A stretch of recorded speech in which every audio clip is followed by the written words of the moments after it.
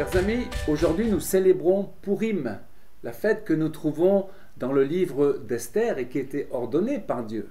Purim commémore le salut miraculeux du peuple juif dans l'ancien empire perse à Suse ou Shushan. Et c'était lors du complot ourdi par Aman pour détruire, exterminer, anéantir tous les juifs, jeunes et vieux, enfants et femmes en un seul jour. Cette fête est célébrée par la lecture du livre d'Esther, qu'on appelle aussi Megillah. On lit en effet tout le livre dans la rue. Il y a des distributions de cadeaux et des réjouissances. Et les deux héros sont la reine Esther et Mardoché, c'est son oncle ou son cousin. Et Mardoché sera promu vice-roi de Perse à la place de Haman. Lisons premièrement Esther 8, 15. Mardoché sortit de chez le roi avec un vêtement royal bleu et blanc, une grande couronne d'or et un manteau de bisus et de pourpre. La ville de Suse poussait des cris et se réjouissait. Il n'y avait pour les Juifs que bonheur et joie, allégresse et gloire. Alors parlons d'Esther, l'héroïne juive. Esther est le personnage principal du livre qui porte son nom. Elle est l'héroïne de Dieu, elle est originaire de Judée, s'appelant Hadassa, qui signifie myrte en hébreu. Mais lorsqu'elle rentre dans le harem royal, elle prendra le nom de Esther, qui signifie myrte en perse, mais qui en hébreu a aussi le sens de cacher. Esther a fait en fait cacher son identité juive. Et Dieu lui-même, dans le texte, parce que son nom n'apparaît pas, Dieu lui-même est caché. On peut dire ainsi que le livre d'Esther possède un sens prophétique caché. Esther se trouve être au cœur d'un drame. Elle est confrontée à Haman, qui a la place de vice-roi de Perse, et nous voyons que cet homme démoniaque va influencer le roi pour détruire le peuple de Mardoché. Lisons Esther 3.8. Haman dit au roi, « Il y a dans toutes les provinces de ton royaume un peuple dispersé et à part parmi les peuples, ayant des lois différentes de celles de tous les peuples, et n'observant point les lois du roi. Il n'est pas dans l'intérêt du roi de le laisser en repos. Si le roi le trouve bon, qu'on écrive l'ordre de les faire périr. » Nous voyons là les racines mêmes de l'antisémitisme. Esther prend alors une décision digne d'une reine en acceptant de rencontrer le roi sans y être invitée, et c'est un risque qui encourt la peine de mort. Grâce à Dieu, le roi tend le sceptre d'or. Esther a trouvé grâce à ses yeux. Avant cela, Esther avait demandé à tous les Juifs la prière et le jeûne pendant 3 jours. Et son courage, on peut le résumer ainsi, « Si je dois périr, je périrai ». Cette première victoire permet l'exécution de Haman au gibet que Zeresh, sa femme, avait prévu pour Mardoché. Mais pourtant, la menace écrite contre le peuple juif existe toujours. La loi des Mèdes et des Perses ne peut pas être abolie. Et l'édit d'extermination des Juifs ne peut pas être annulé.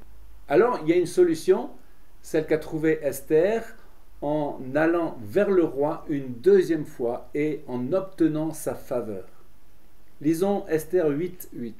Le roi Assuérus dit à la reine Esther et au juif Mardoché, « Écrivez donc en faveur des Juifs comme il vous plaira, au nom du roi, et scellez avec l'anneau du roi.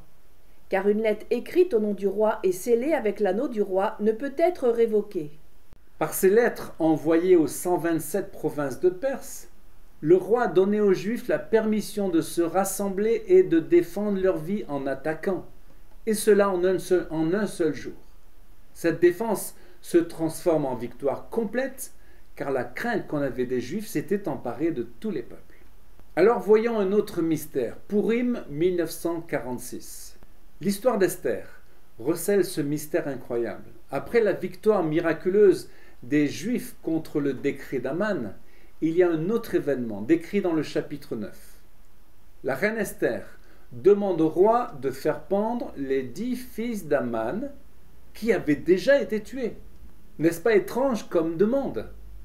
Mais était-ce prophétique pour une pendaison future? Oui, celle de 1946.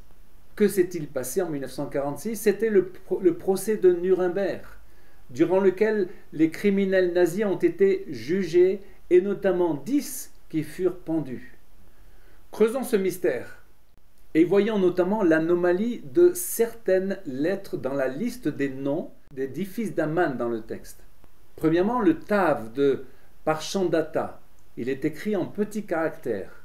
De même, le Shin de Parmashta. Également, le Zayin de Vaizata. Mais il y a une grande lettre dans le Vav de Vaizata.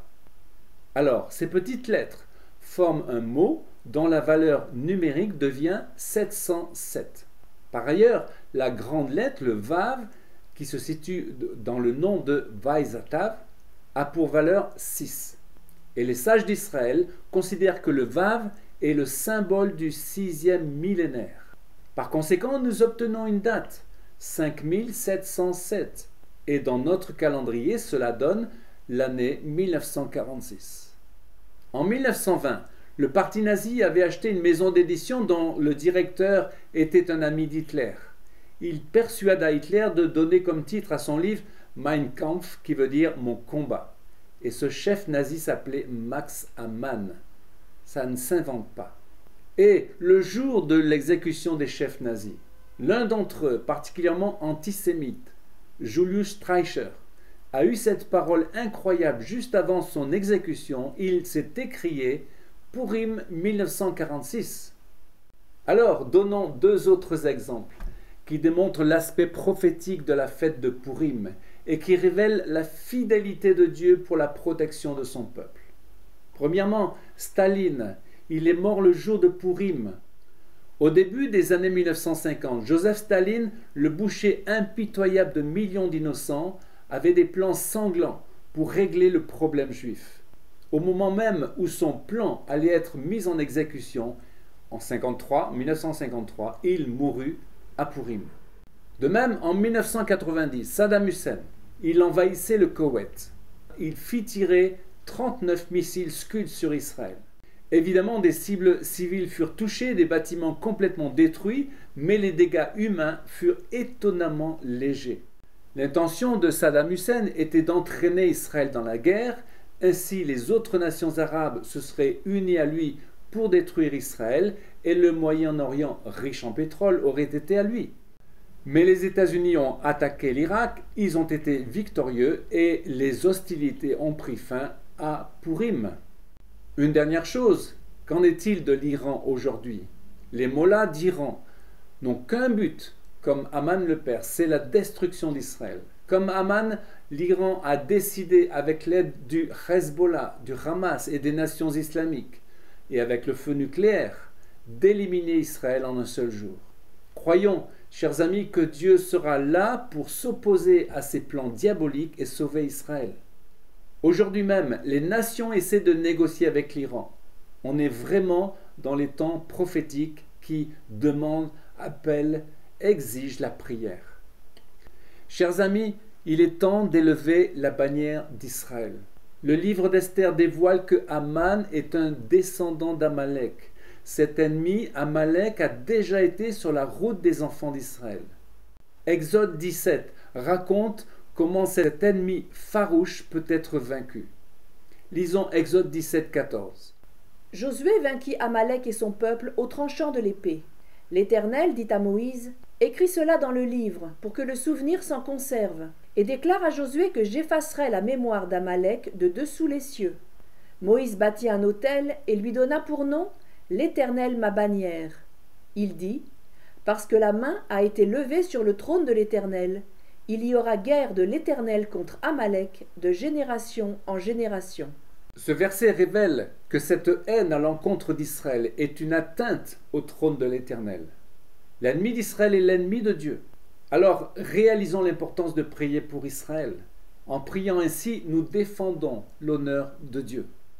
Le prophète Ésaïe précise ceci concernant Israël et le peuple juif. Préparez le chemin pour le peuple, ôtez les pierres, élevez la bannière. Élever une bannière, c'est en quelque sorte prier, intercéder pour Israël, le présenter devant Dieu. Quand Moïse élevait ses mains, soutenu par Aaron et Our, la victoire contre Amalek était acquise.